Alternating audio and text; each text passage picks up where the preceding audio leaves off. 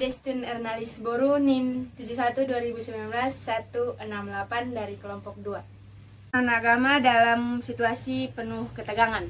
Di sini agama sangat berperan penting dalam situasi ketegangan tersebut, di mana agama dapat menghiburan bagi umat atau masyarakat dalam menghadapi situasi tersebut, khususnya dalam ketegangan akibat dari terjadinya peristiwa-peristiwa yang tidak dapat mereka ramalkan atau mereka kuasai. Menurut Taklot Parsons, kita menganggap masalah-masalah kehidupan sebagai masalah-masalah praktis saja yang bisa dipecahkan dengan pikiran praktis, meskipun sebenarnya tidak selalu demikian. Bagian kedua adalah agama sebagai penyesuaian diri, dalam hal ini kasus kematian. Kematian merupakan kasus yang tidak dapat dihindari oleh manusia. Menurut kami ada dua jenis kematian, yaitu kematian yang tidak dapat diprediksi, yaitu misalnya karena kecelakaan. Orang tidak dapat memprediksi kematiannya apabila terjadi kecelakaan. Yang kedua, yaitu kematian yang dapat diprediksi, misalnya bunuh diri.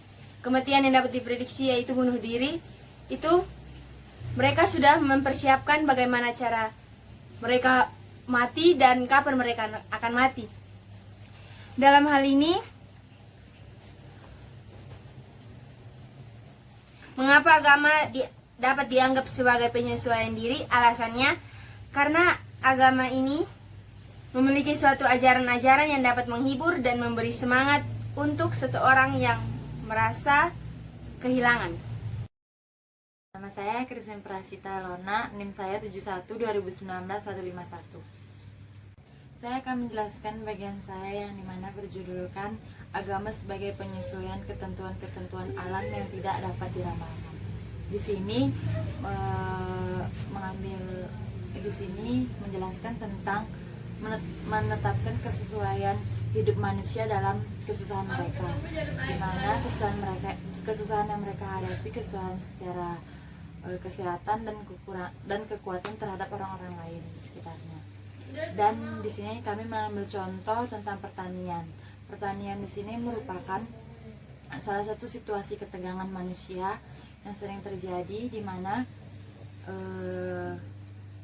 sarjana antropologi dengan istilah magi menetapkan bahwa suatu cara penyesuaian yang sering dipakai dengan cara-cara penyesuaian diri terhadap lingkungan dan ketegangan yang ditimbulkan ini dalam kehidupan masyarakat bersifat ketidakpastian. Baik, saya akan menjelaskan topik yang kedua, yaitu agama dan magi sebagai cara lain dalam penyesuaian diri. Di sini magi dan agama itu berjalan seiringan, di mana juga magi dan agama berjalan bersama-sama dalam suatu kesatuan. Sarana yang digunakan oleh magi itu sangat berbeda dengan sarana yang digunakan oleh agama. Dan agama dan magi ini memiliki cara-cara yang berbeda, karena di mana magi dan agama menggunakan cara non-empirik. Sistem-sistem magi dan agama juga sangat berbeda, dan dari sistem-sistem ini memberi teori yang lengkap mengenai hal yang gaib. Nama Mia Asih Evelyn Hutapea, NIM 71-2017-121. Di sini topik yang saya ambil adalah agama dan sains sebagai cara-cara penyesuaian diri yang lain, di mana kita sudah mengetahui tentang agama dan sains itu tersendiri. Di sini saya akan membahas lebih mendalam lagi.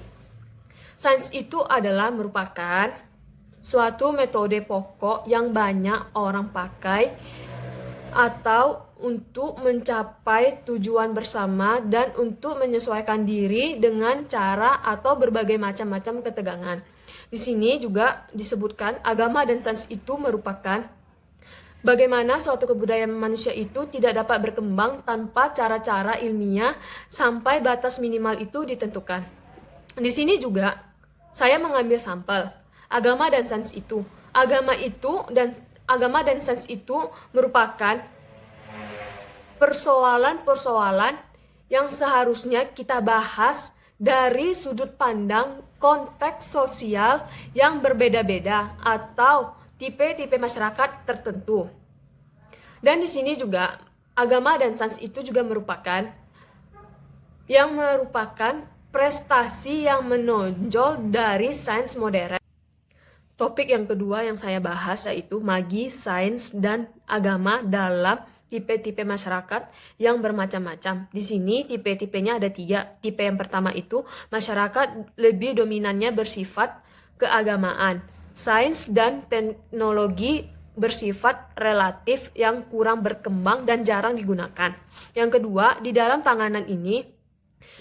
tanganan suatu kasus ini, magi dan keagamaan dapat menginterpretasikannya dengan berpusat pada satu daerah dalam ketegangan dan kecemasan tertentu yang sementara waktu dibicarakan oleh masyarakat. Yang ketiga, pada dasarnya magi dan keagamaan ini juga di dalam tipe ini tidak berasal dari lingkungan yang sama.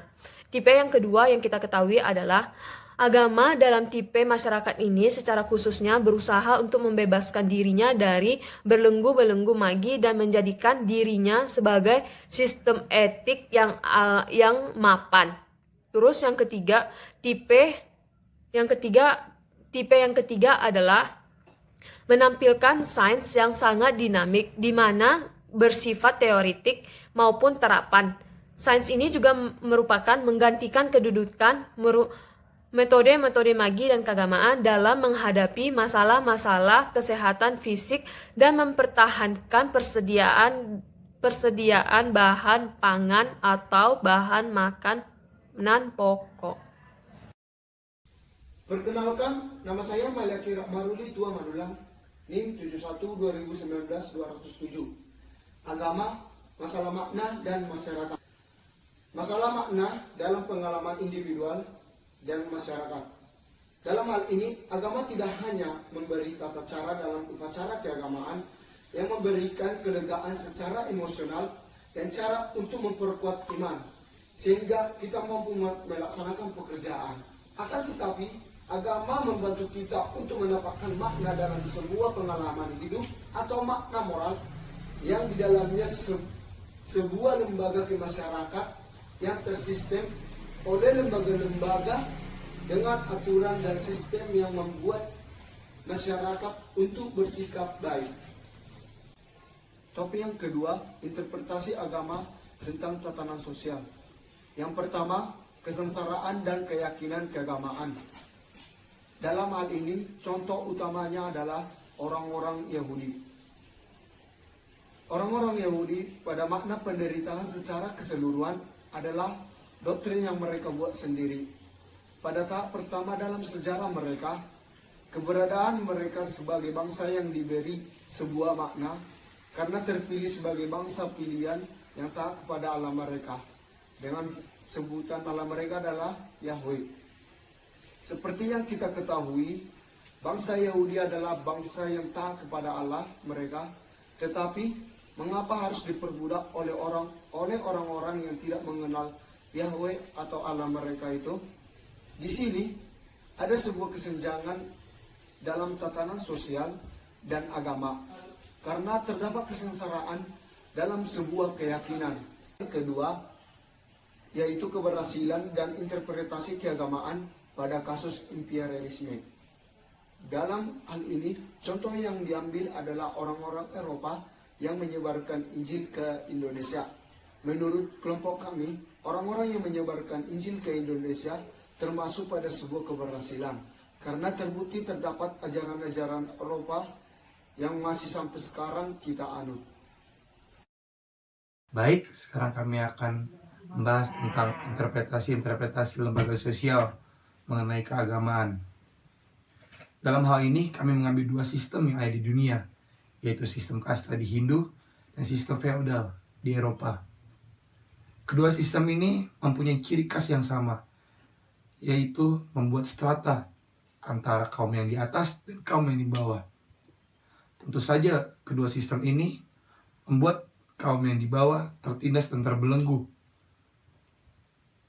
Hal ini seharusnya membuat peran agama untuk menyetarakan dan menyamai antara kaum atas dan kaum bawah. Dan yang berikutnya itu adalah interpretasi sistem ekonomi dan sistem politik.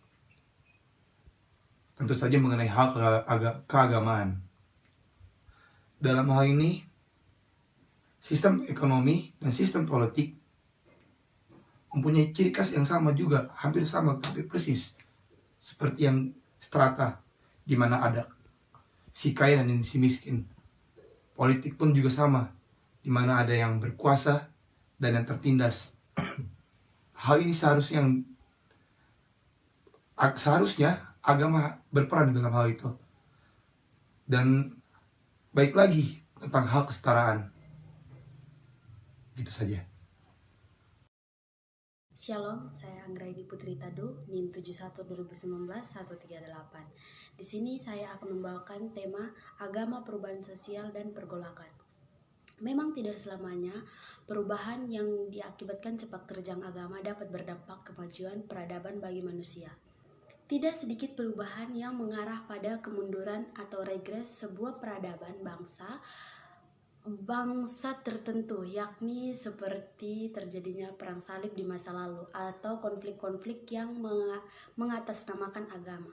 Sedangkan perubahan yang mengarah pada kemajuan atau progres peradaban manusia, posisi agama pun memberikan kontribusi yang sangat besar di sini. Dengan agama, manusia dapat menebarkan perdamaian dan cinta kasih di antara sesama, optimis dalam menatap masa depan, menciptakan alat-alat teknologi untuk meningkatkan kesejahteraan, menegakkan keadilan, sekaligus pemihakan terhadap golongan lemah. Tanpa itu, dapat dipastikan semakin lama sesuai dengan tuntutan zaman, agama akan ditinggalkan oleh pemeluknya, dan pada akhirnya gulung tikar, seperti yang dialami oleh agama-agama Mesir kuno. Meskipun memang tidak mudah untuk mensosialisasikan agama sebagai bagian dari spirit proses perubahan sosial. Baiklah, saya akan menjelaskan bab 5 di poin masalah makna dalam masyarakat yang berbeda tipe. Di sini dijelaskan bahwa masyarakat terbagi atas 3 tipe. Tipe yang pertama adanya perbedaan antara keadilan yang diterapkan kepada masyarakat oleh lembaga-lembaga sosial dengan konsepsi-konsepsi keadilan dan kebenaran yang ideal. Masalah makna yang ditemui di tipe masyarakat ini adalah interpretasi agama kepada masyarakat yang bersifat implisit yaitu tersirat dan pada eksplisit yaitu jelas.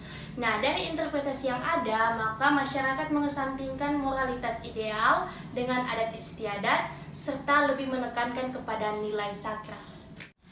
Tipe yang kedua adalah masyarakat yang kental dengan strata sosial, di mana adanya perbedaan nasib antara orang kaya dengan orang miskin, lalu penguasa dan juga rakyat. Masalah makna yang ditemui dalam masyarakat ini adalah agama memberikan penjelasan tentang masyarakat yang mana kemungkinan orang-orang kuat akan merasa yakin dengan keadilan yang dapat diterima daripada orang-orang yang lemah dan miskin yang harus puas dengan kehidupannya yang masih rendah. Tipe masyarakat yang ketiga yaitu masyarakat di era industri modern. Di sini adanya ketidaksamaan dan ketidakadilan nasib-nasib individu dan negara-negara yang berasal dari berbagai bentuk.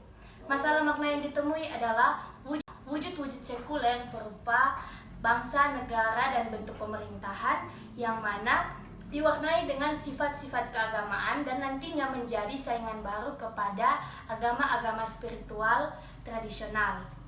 Nah, wujud-wujud sekuler ini nantinya menjadi nasionalisme, komunisme, demokrasi, dan membentuk agama baru dan semu. Yang terakhir adalah analisis kelompok. Kelompok kami memberikan fokus analisa kami pada poin pertama dan kedua di bagian bab keempat, di mana disebutkan di situ bahwa fungsi agama sebagai penghibur dan pemberi semangat kepada manusia dalam situasi ketegangan. Namun menurut Taufan, sebagaimana kami cantumkan dalam footnote, menyebutkan bahwa fungsi agama juga sebagai alat untuk memperkuat norma-norma dan konteks sosial yang nantinya memungkinkan manusia untuk mengontrol tindakannya dalam situasi ketegangan. Hal lain juga yang dapat kami analisis bahwa fungsi agama tersebut menjadikan manusia cenderung untuk menjadikan agama sebagai tempat pelarian semata. Terima kasih.